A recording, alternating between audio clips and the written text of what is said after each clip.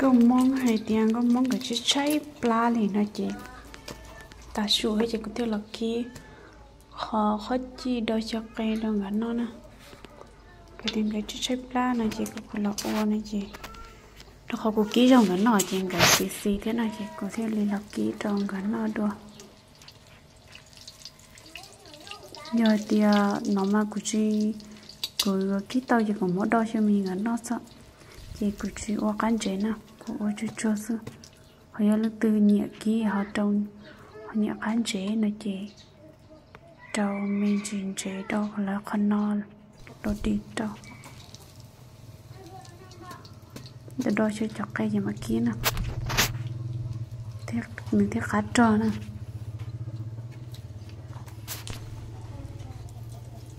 tuy ở tà luôn cái tuy ở tà là chị thế chỉ nhiều cái liền cho khỏi này cho nên nó nồng bông cô cho cây nè chị nè ký ta xa lúc cây đẹp quá có biết ít tay nó sao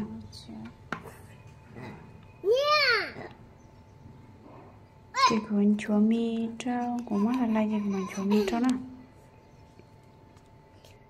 không ngờ nhớ nàng ta sao lại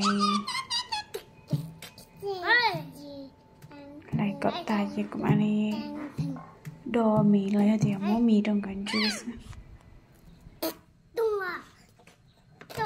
giờ thì có chị khóc ký xưa này có chỉ đo cây này nhìn cho cái hết trận cho cô nhé thế này chị cho chủ ký đo cho cây trong mình thế cá trò thế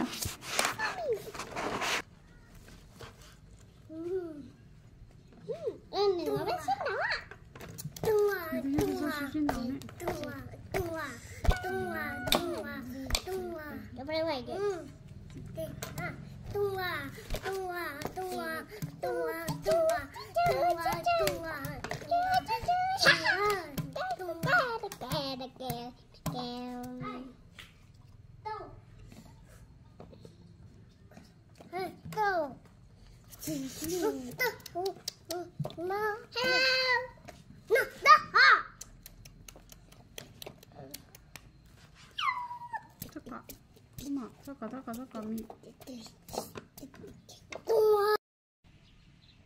tay này thì y chỉ cười thế này tay này nè xuống đi nói vậy lấy mi trâu chỉ cũng mất lấy nè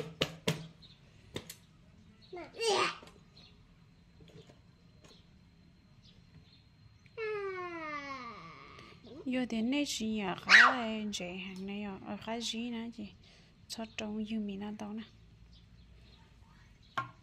tao lấy nó là xứ chính thức khá chấp lời đi nè thực tế chỉ xếp là mà bỏ tay nó mà ô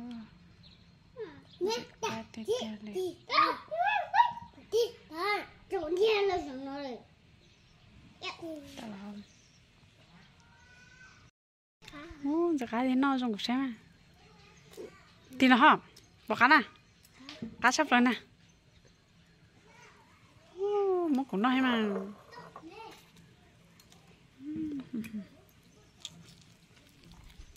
khó hơn rồi tao miếng không gì không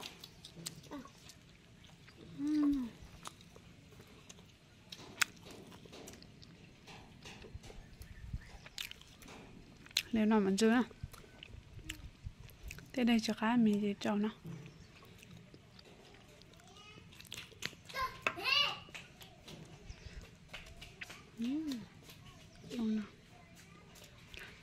cái giả ly cho em cái giả cho lô ti trở nè lô ti mà là số chó cái hoàn gỗ á mà cái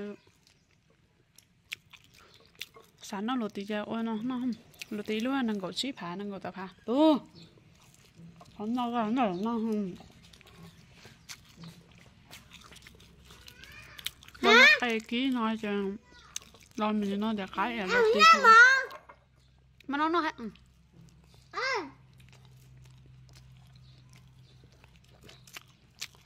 cá chưa mi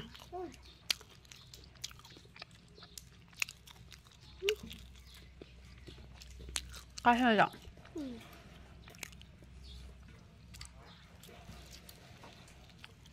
Em chỉ là nó thay cái bé mà nó là Cái bia, này mặn thôi. cái bé.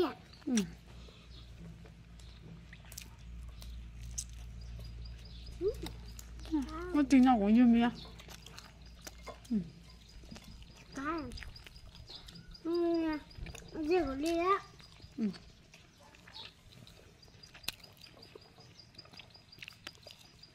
Má. Má nào.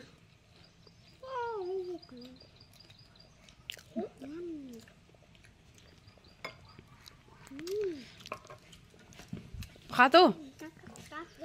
Cá nó ấy chứ. Cá hả? Cá hả? Nó. Sao? Bớt sao? Cá.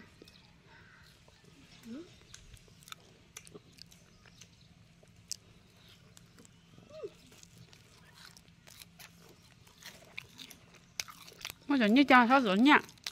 Bên đó té à? Đó té hồ, bên tổ nhẹ bên té hồ mà nó mà hả? Nhưng mà mua cá mỏ á. Tổ như thì đó té mà rồi đó rồi nè. Nhạc. Mua cá mỏ thì cá mỏ cá rồi á. Rồi tê rồi. Bên rồi nó bủ. Rồi hả? Rồi rồi. Bọc à? Bọc sao bao? Ngon chưa mà, để mình nó không? Nào.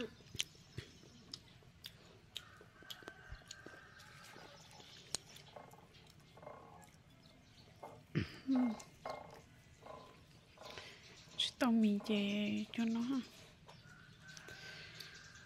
Chị nó chưa cho nhà mình ha. Nào. Nào. Nào. Hỏi để không? Lên rồi ta.